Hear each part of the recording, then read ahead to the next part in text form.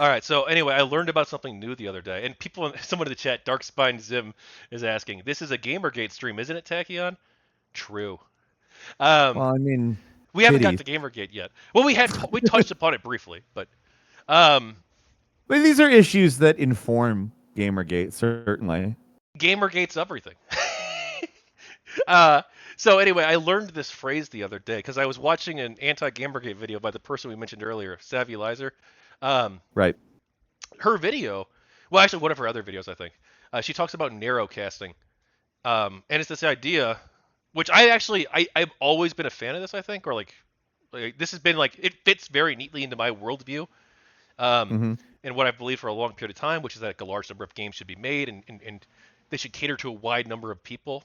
And so she talks about narrowcasting. It's this idea, essentially, that you should make games for niche audiences, or not just games, but like books and movies and TV shows too. That there's Sure. value in doing that, and you have a greater diversity of games being made for this. So not everything has to cater to the AAA Marvel, Star Wars, universe. Um, that's fine; those can exist, but there needs to be more of a market, and there is a big market that's untapped right now, in some mediums at least, for these more niche products. And that could be like woke games, that could be stealth games, that could be whatever. All these different niche genres and niche experimental ideas. I think that that's beautiful. I think that that's the kind of that's the kind of idea that I like. What do you think? Well, I think a lot of it is that if we're going to put woke as a category, I think that woke and actual like diversity and okay, so the words diversity, equity, and inclusion, definitionally, I agree with. I like all of those things, but I think categorically they aren't implemented definitionally. I think that they signify something different than what they definitionally mean, and I think that um, in terms of games that are actually exploring like some minority viewpoint, and when I say some minority, I mean a very it could be like any minority. I mean like X minority. Just pick anyone. I think that that's good, and I'm interested in it. It's just I'm not interested in things that infantilize either myself as the player or the characters. I'm not interested in um, I'm not interested in power fantasies that are purely uh, made specifically because it's the opposite of what is quote unquote mainstream. I'm not interested in that. Um, I don't think that those things. I don't know that I agree with them as good niche products either, because they're often created in because I think wokeness is inherently a segregationist and essentialist ideology. I think that it looks at the minorities that it wishes to protect as fundamentally weaker, and that they need to be segregated away from the evil majority, whoever that majority may be. In our case, it's white men who are cis. I don't think that that's good. I think that that is ultimately actually white supremacy. I think that it's a superiority ideology that regards the minorities as weaker. And I don't think that that's a good niche. I don't agree with that. However, the things that wokeness purports itself to be, um, the deep dives that are actually good character investigations into those minority viewpoints, I think that those are good niches, and I do think that I think that more people would be serious about those types of games if they were done in a manner that reflected a more real world perspective on a minority. Like, for instance, if you were to talk about a black woman, instead of just making a game about black girl magic, maybe using some uh, some real scenarios as inspiration, like looking into some history that maybe real people lived through, and using that as inspiration for a story of some kind. Like Well, go ahead. I want to push back on something you said, but I also want to expand upon that point that you just made. I talked about this with other people too on Lord Nurgle's Stream of Corruption show Sure. when we were talking about the Sweet Baby Ink stuff. I'm not sure if you saw that, but I think I also talked about it with Applebind as well, maybe. But there was a controversy recently because IGN decided to criticize Capcom for hinting that they're going to reboot Resident Evil 5, and IGN was saying that Resident Evil 5 is racist because it's set in Africa. It's a stupid argument. Oh, Anyway, it's the dumbest thing so in the world, but that argument. but like honestly, that's the kind of like diversity that's fucking awesome, right? Like when you what you should do is like if you want to hire consultants, like don't hire the woke consulting firms unless you want to. Like if that's your niche and you want to go for that, whatever, knock yourself out. But like if you want to like write great African characters, like don't hire Sweet Baby Inc. because like those people don't know shit about Africa. What you Oh, should they know do is exactly. They know nothing about you should Africa. hire like African historians and you should like fly your developers out to Africa and have them meet with people and actually like maybe stay there for a couple weeks in a village and like help them build a well and shit. Like I don't know, like do something important. Oh, I agree. Like something that That's not actually wokeness, add real though. diversity and real value to the product. That's what you should Yes, do. but that's not wokeness. Like wokeness isn't that. Wokeness is it is an inherently infantilizing ideology. It looks at these um sweet, beautiful boys and girls of minority groups as important to preserve the innocence and beauty of, and it puts them in glass boxes, and it regards them as weak, like they're brittle, like a soft breeze might destroy them, and I don't like that. Like, and the thing is, I think that this Sweet Baby Inc. type of consulting, it either does that, or like I said, there's also the power fantasy that just it simply dichotomizes itself against what is considered mainstream. And I don't like that. I don't think that those are useful things. I don't think that those are good niches. I don't think that like I think that that type of portrayal, if you, and I've made a documentary about representation where I don't think that it really is what they claim it is, that every single representation is very important. I don't necessarily think that. But if you do think that, and you are consistently representing these minority groups in these, what I am going to say, inaccurate ways, the blowback, I think it's apparent at this point, even.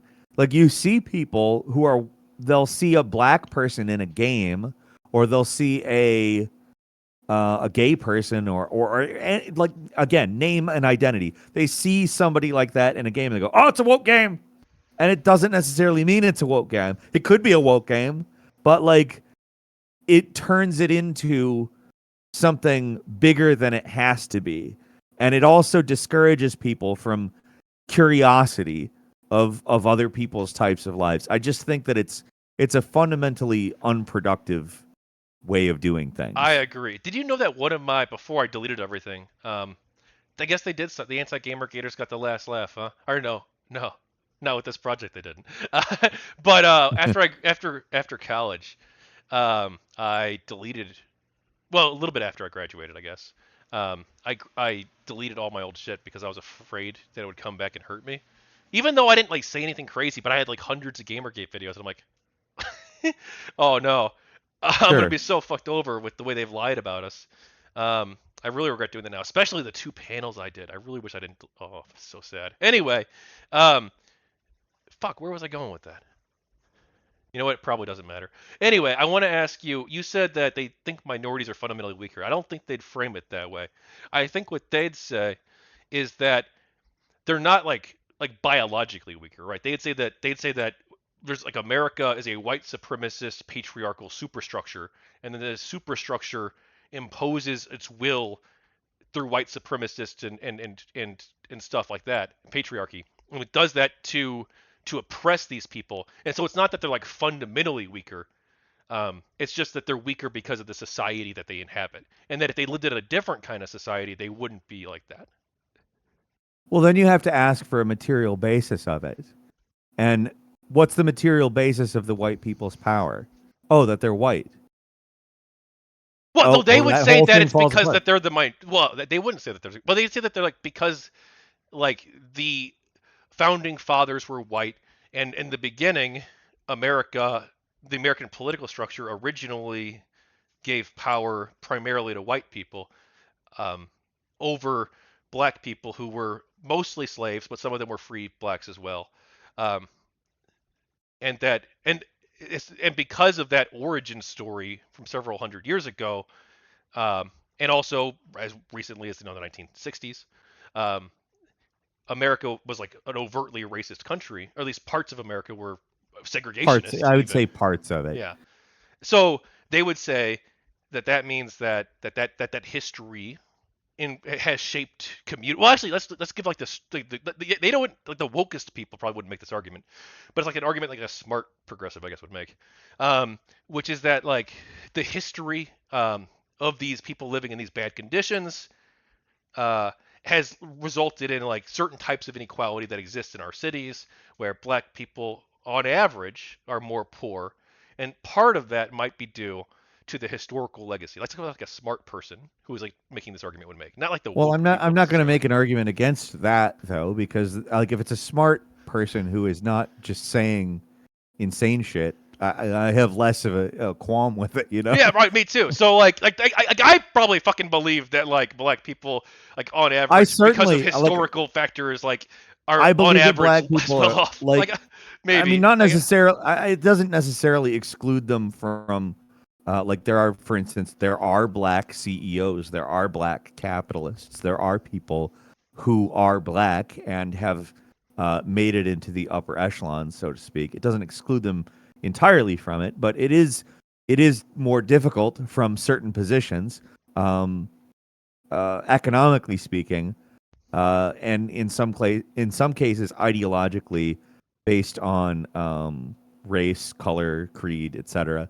Like there are things that do get in the way of minority groups making it quote unquote. Uh, I don't think that that's not true. I just think that that's not what those people are ultimately arguing. I think that they heard that maybe 2 decades ago and have just built like a crazy narrative in their mind that ultimately power comes from being white, like in a lot of those people's minds. Like you're white, therefore you're the problem. And if it is you're white and therefore you're the problem, which doesn't regard the white individual's position relative to the minority person, uh, their position individually speaking as well. Like here's the thing: let's say you have a black person who owns a major corporation and they're talking to a white person who makes minimum wage. Like, who's more powerful? Is it the black person or the white person? There's some people who would say that the white person has power over that black person because of what they would call white privilege. It's not true. right. That And white that's what person you're does right. They not would have say. Well, power. they would. Well, like it depends on who you talk to. Like, they might also It say does depend on that who you talk to. they would say they would. Can I? Go ahead. They'd say that they have, if they want to take like an intersectional quote unquote approach, right? They'd say that in terms of economic status, the black person's more powerful, but in terms of racial status, the white person's more powerful, and that like there's different Blatantly types of bullshit. statuses. Blatantly bullshit. Like there's no world in which the white person's race matters in that situation. If there's an actual conflict between those two people, the fact that the poor person is white flat out doesn't matter. The black person in that specific situation between those two specific hypothetical people, um, one person is like they're completely different material classes. You have the owning class, the ruling class. This person happens to be black versus the subordinate class, and that person happens to be white.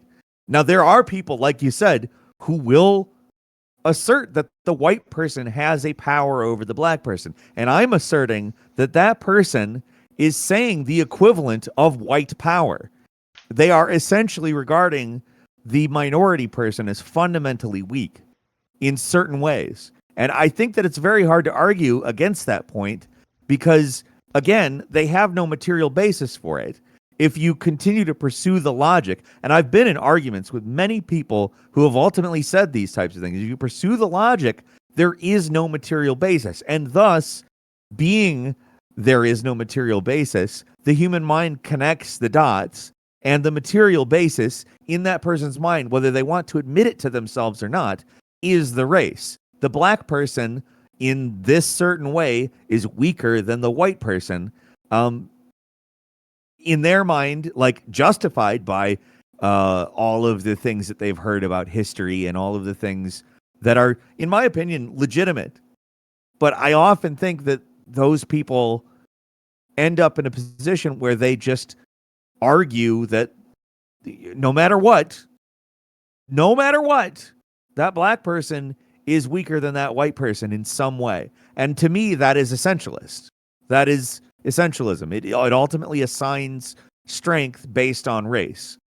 And I don't think I've heard people argue against it. I've heard people say, no, that's not it. And then you continually like, okay, we'll provide a material basis for the white person's power over the black person. And they say things about history, and they say things about, they attempt to rationalize the viewpoint that white person holds power. But the fact is, that white person does not hold power. Like, and again, we're talking about these very specific individual black and white people, a black owner of like a multinational corporation versus a white minimum wage worker. Their race doesn't matter. It just doesn't matter. And people who say that it does are telling you something that's blatantly untrue. And in order to make it true, in order for it to be true in their mind, somewhere deep in the recesses, the only real explanation is their race.